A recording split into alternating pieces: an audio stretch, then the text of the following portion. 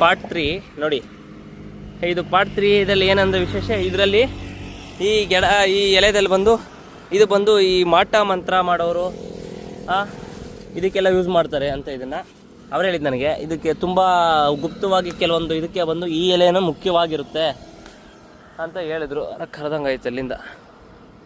So ಸಂಜೆ ಮೇಲೆ ಇದರಲ್ಲಿ ಕೈ ಹಾಕಬಾರ್ದು ಅಂತ. ಆದರೆ ಅವರ ನಂಬಿಕೆ. ಇದನ್ನು ವಾಮಾಚಾರ ವಿಚಾರದಲ್ಲಿ ಒಳ್ಳೆಯದಕ್ಕೂ ಕೆಟ್ಟದಕ್ಕೆ ಎರಡಕ್ಕೂ ಬಳಸ್ತಾರೆ ಅಂತ ಹೇಳಿದರು ಅವರು. ಕೆಲವೊಬ್ರು ಹೇಳಲ್ಲ ಇದನ್ನು ಅಂತೇಳಿ. ಅವರ ತಂದೆಯವರು ಬಂದು ಕುಂಭಕೋಣಮಲ್ಲಿ ತುಂಬ ದೊಡ್ಡ ಒಂದು ಇದು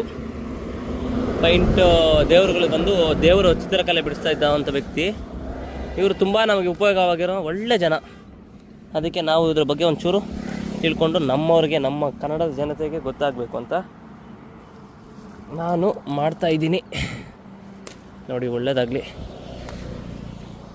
ಸಖತ್ತು ಗಮ್ಮಂತ ಇದೆ. ಅದನ್ನು ಫೀಲ್ ಮಾಡಿದ್ರೆ ಗೊತ್ತಾಗುತ್ತೆ. ನೀವು ತಗೊಂಡು ನೋಡಿ, ಒಂದು ಸಲ ಉಪಯೋಗ ಆಗಲಿ.